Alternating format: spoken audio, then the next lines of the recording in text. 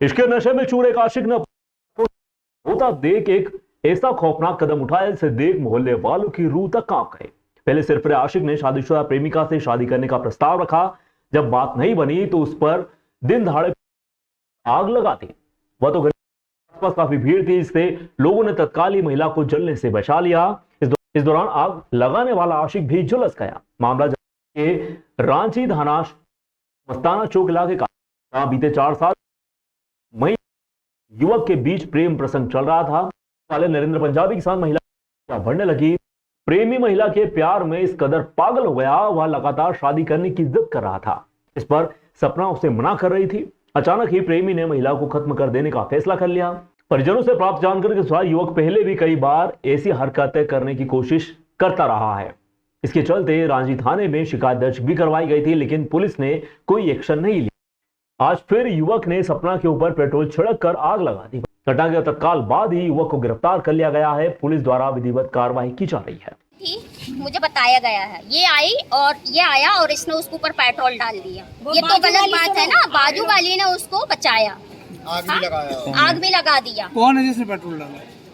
क्या मुझे नहीं पता है कि वो कौन है। और लड़की कौन है? आपकी बहन है हमारी। क्या नाम है? काय की दुकान है? सपना यादव। काय की दुकान? पान की दुकान है। ये पहले भी परेशान करता था? बहुत पहले से परेशान कर रहा। हम लोगों ने बहुत बार कंप्लेन की है, लेकिन रांची थाने वालों ने एक भी बार हम लोगों की कंप्लेन का वो नहीं किया। कभी नहीं आया। 7 से 8 बार हम कंप्लेन कर चुके हैं। मस्ताना चौक रांची में नरेंद्र पंजाबी एक फूल वाली से उसका कुछ अफेयर चल रहा था। आज कुछ शादी की बातचीत को लेकर उनके बीच विवाद बढ़ा और नरेंद्र पंजाबी ने स्वयं अपने ऊपर और उसके ऊपर भी पेट्रोल छिड़क कर आग लगा ली, जिससे दोनों जल गए हैं, जिससे उनका इलाज चल रहा है। नरेंद्र पंजाबी का उक्त कृत्य जानलेवा हमले की श्रेणी में आता है और उस पर थाना रांची में 109 भारतीय न्याय संहिता के तहत अपराध पंजीबद्ध कर विवेचना की जा रही है। विश्व प्रसिद्ध महाकालेश्वर मंदिर के शिखर पर बने नागचंद्रेश्वर मंदिर के पट वर्ष में एक बार नागपंचमी पर्व पर खोले जाते हैं। 9 अगस्त को नागपंचमी का पर्व मनाया जाएगा। इसको लेकर महाकाल मंदिर में तैयारियां भी शुरू हो चुकी हैं। गुरुवार को महाकालेश्वर मंदिर कंट्रोल रूम में बैठक आयोजित की गई।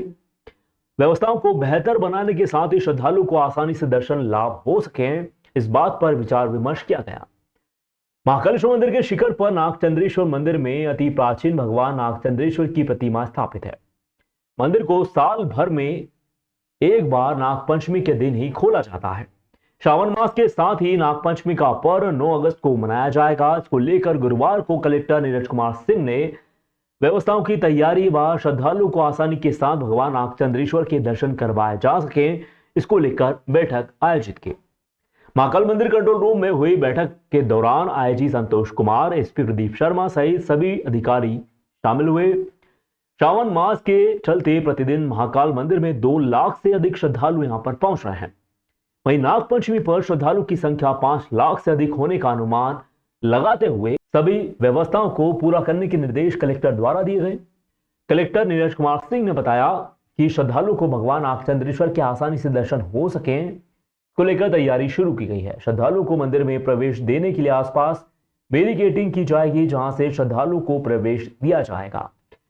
बारिश से बचने व पीने के पानी के इंतजाम भी रहेंगे। श्रद्धालु की सुरक्षा में पुलिस प्रशासन द्वारा व्यवस्थाओं को संभाला जाएगा।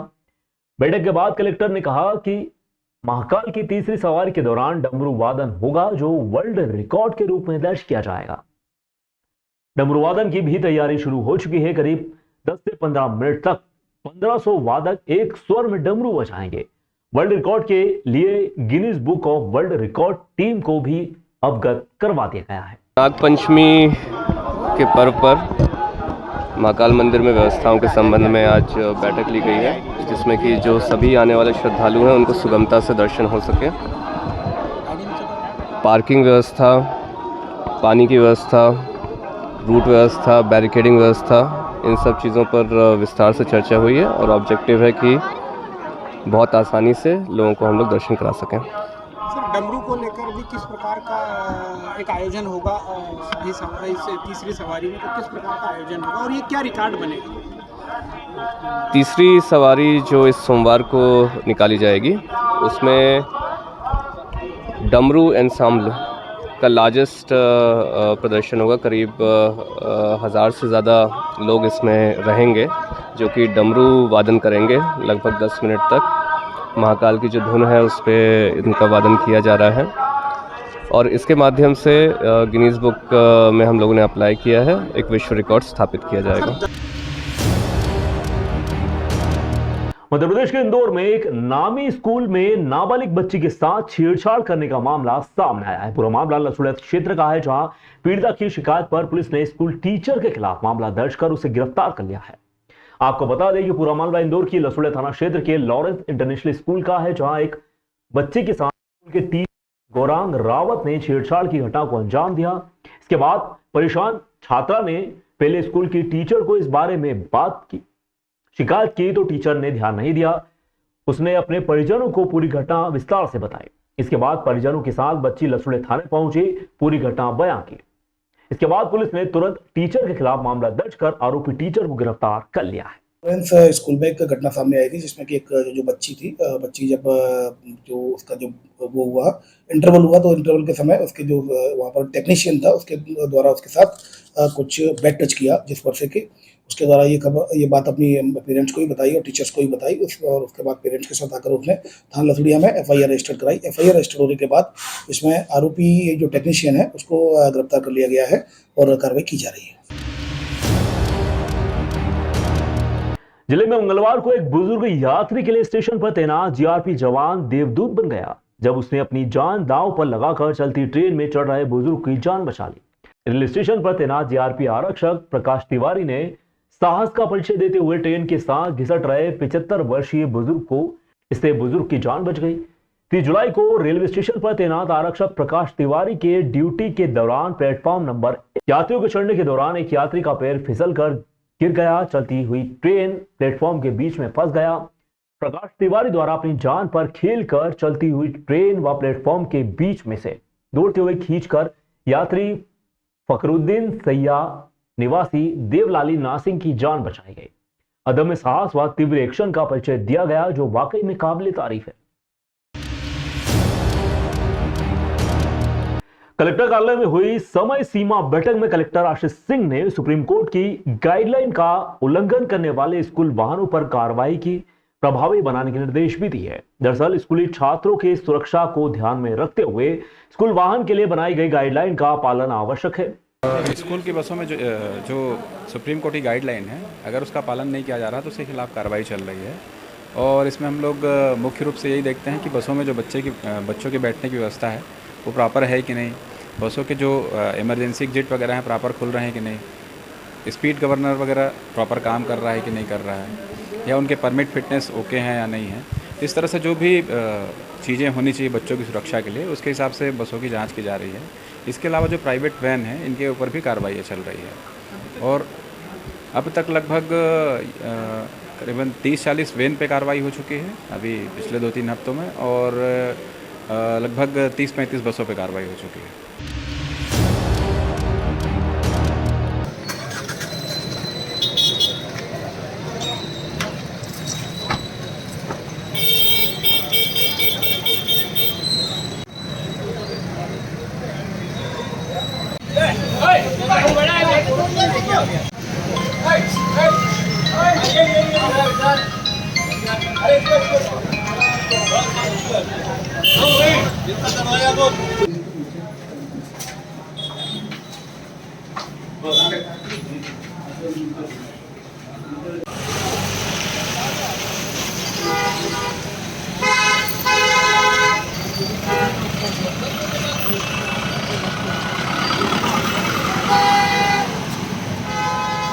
हाँ, काफ़ी लंबे समय से सूचना मिल रही थी कि धामनोद में महेश्वर फाटे पर एक दीपक लॉज है जहाँ पे अवैध गतिविधियों का संचालन हो रहा है, जो आज थाने की टीम द्वारा सब इंस्पेक्टर दीपिका के उसमें गठित कर कार्रवाई की गई है, जिसमें आज 15 पुरुष और 6 महिलाओं को गिरफ्तार किया गया है और कार्रवाई जारी है। सर, इन्हें जेल भेजा जाएगा या PR मांगा जाएगा? बिल्कुल, अभी जो भी कार्रवाई होगी उसके बाद सभी को न्यायालय पेश किया जाएगा। दिल्ली में पिछले दिनों हुई घटना को देखते हुए इंदौर में बेसमेंट में चल रही कोचिंग क्लासेस, लाइब्रेरी व अन्य संस्थाओं में जीवन सुरक्षा के मद्देनजर जांच के लिए कलेक्टर आशीष सिंह द्वारा गठित दलों ने निरीक्षण का कार्य प्रारंभ कर दिया है। अनुविभागीय अधिकारी जूनी इंदौर घनश्याम धनगर के नेतृत्व में राजस्व, पुलिस एवं नगर निगम इंदौर के संयुक्त दल द्वारा भंवरकुआ स्थित विभिन्न कोचिंग संस्थानों एवं लाइब्रेरी का निरीक्षण किया गया।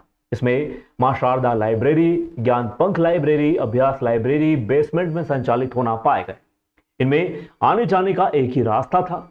स्कॉलर्स कैरियर एकेडमी का क्लासरूम बेसमेंट में संचालित होना भी पाया गया, जिन्हें मौके पर सील किया गया। निरीक्षण के दौरान विवेकानंद इंस्टीट्यूट कोचिंग संस्थान तथा Swami Vivekananda library house, dream achievers library, Gyanoday library लोहे की एंगल व प्लाई की छत के ऊपर बिना अनुमति के संचालित होना पाए गए। इन्हें जन सुरक्षा को दृष्टिगत रखते हुए मौके पर सील कर दिया गया। उक्त कोचिंग क्लासेस लाइब्रेरी के संचालकों के विरुद्ध नियम अनुसार वैधानिक कार्रवाई की जाएगी।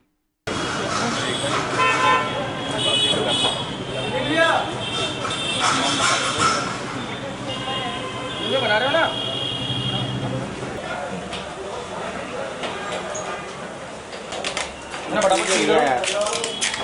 अरे मैंने हो सकता है उस चक्कर में 11 बजे उसकी वजह से पता है।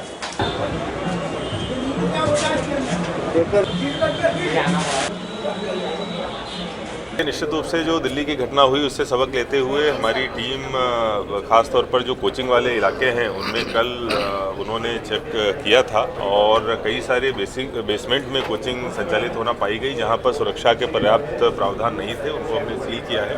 इसके साथ साथ कई जगहों पर बहुत ही ज़्यादा असुरक्षित चीज़ें मिली, जैसे कुछ जगहों पर प्लाई के ऊपर जो है क्लासेस संचालित करी जा रही थी, कुछ जगहों पर एंगल डाल के टीन शेड जो है उसके ऊपर लोगों को बैठाया गया था, जो बहुत ही असुरक्षित है। आज न केवल उनको हम लोग रिमूवल का काम कर रहे हैं बल्कि ऐसे लोगों के खिलाफ FIR भी हम कराएं।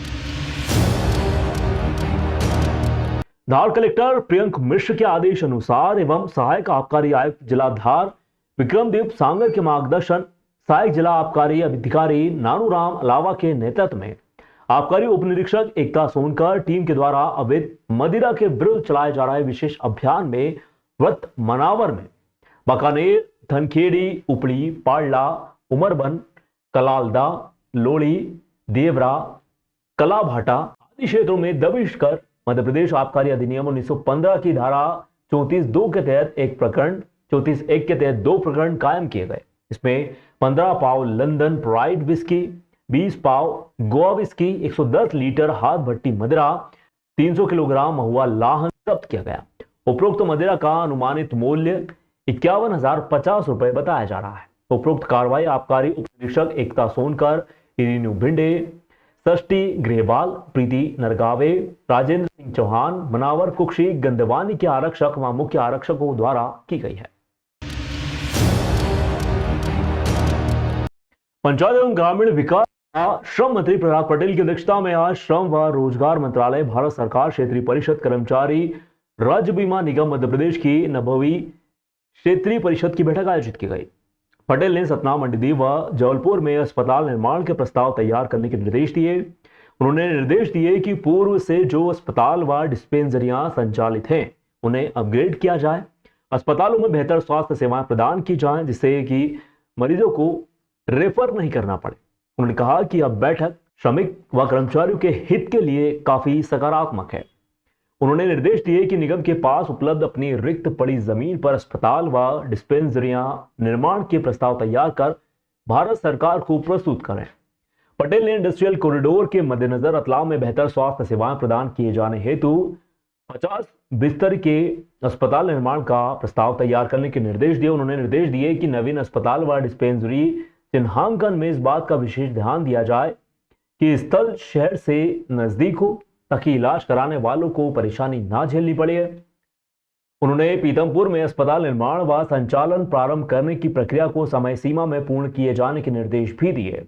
उन्होंने क्षेत्रीय परिषद की बैठक नियमित रूप से आयोजित करने के निर्देश दिए। उन्होंने अन्य स्थानों पर अस्पताल निर्माण हेतु की जा रही कार्रवाई की समीक्षा करते हुए आवश्यक दिशा निर्देश भी दिए। 13 सितंबर को 89वीं भी बैठक हुई थी। आज ये बैठक हुई है और मुझे खुशी है कि पिछले एजेंडे में जो बातें तय हुई थी उनको तो पूरा करना ही है। लेकिन मंडीदीप और पीतमपुर जैसी जगह पर जहाँ पर हमारे नए अस्पताल बनने हैं, वहाँ पर भी जमीनों के अधिग्रहण के साथ, जैसे पीतमपुर में टेंडर की प्रक्रिया पूरी हो गई है, वो जैसे ही सबलेट होगा तो उसका विधिवत भूमि पूजन होगा। इंदौर में भी एक हॉस्पिटल निर्माणाधीन है, जैसे उसके कंप्लीशन का सर्टिफिकेट मिलेगा उसका भी लोकार्पण उसके साथ में होगा। लेकिन सतना, जबलपुर और मंडीदीप 3 ऐसे स्थान हैं जिसमें सतना में हमारी स्वयं की जमीन है सरकार की, लेकिन उसके बावजूद भी क्योंकि वहाँ पर कार्यालय भी है, तो ये तय हुआ कि हम उसी स्थान पर बनाए ताकि सेंट्रली लोकेटेड सतना में अस्पताल बने। ये सुझाव भारत सरकार को पहुँचाया है। धार जिले के मनावर में आवारा पशुओं व श्वानों की भरमार होने से लोग खासे परेशान हो रहे हैं। नगर के मुख्य मार्ग हो या वार्डों की गलियां, हर जगह आवारा पशु विचरण करते नजर आते हैं। इन बेखौफ आवारा पशु की लड़ाई में राहगीरों के चपेट में आने के साथ ही आवागमन भी बाधित होता है। खासकर बुजुर्गों व बच्चों को परेशानियों का सामना करना पड़ता है। लेकिन इन सब के बीच नगरपालिका परिषद इन आवारा जानवरों की समस्या से निपटने के लिए कोई कदम नहीं उठा पा रही। नगर के Dhar road, Singhana road, Indore road में मार्केट हो या बस स्टैंड, पशुपालक अपनी गायों बछड़ों को गलियों में छोड़ देते हैं। आवारा पशु की संख्या इस कदर बढ़ रही है कि जहां देखो वहां गाय, बछड़े, सांड इत्यादि पशु इधर उधर मुंह मारते नजर आते हैं। एक और जहां ये आवारा पशु आवागमन में दिक्कत बन रहे हैं, तो वहीं हादसों को न्योता भी दे रहे हैं। दोपहिया वाहन चालक व विशेषकर बच्चे पशुओं का शिकार बन रहे हैं। भीड़ वाले क्षेत्रों में पशुओं का झुंड सड़क हादसों का कारण बन रहा है, मगर इस ओर नगर निगम द्वारा कोई कदम नहीं उठाए जा रहे हैं। आवारा पशुओं के आतंक से राहगीर व स्थानीय निवासी ही परेशान नहीं है, बल्कि स्वयं भी नगर के कई हिस्सों में खुले पड़े नालों व सूखे कुएं बड़े वाहनों की चपेट में आने से जख्मी होते हैं।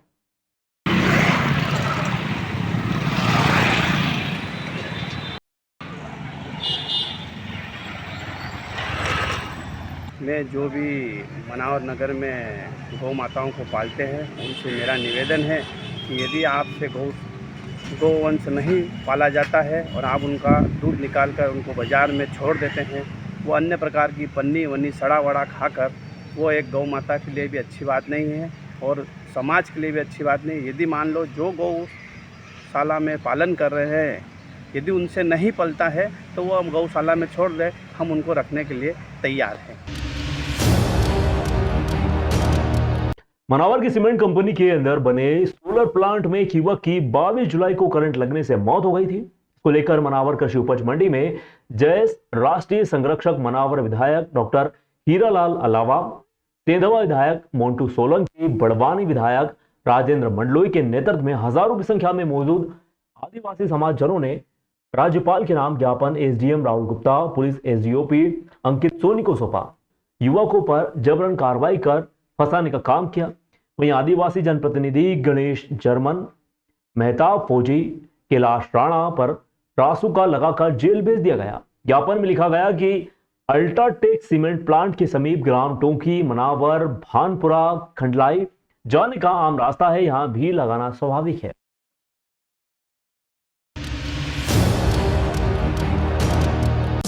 देश विदेश गांव शहर सब पे नजर, सबकी खबर, नया रूप है नए है रंग, सबको समेटे अपने संग। आपका अपना शहर का सपना दैनिक अवंतिका, दैनिक अवंतिका, दैनिक अवंतिका। राजनीति, फिल्मी बातें, सब कुछ ही हम इसमें पाते। घर, होटल, ऑफिस या दफ्तर, क्लर्क, प्यून या हो फिर अफसर, सबका चहेता सबका प्यारा दैनिक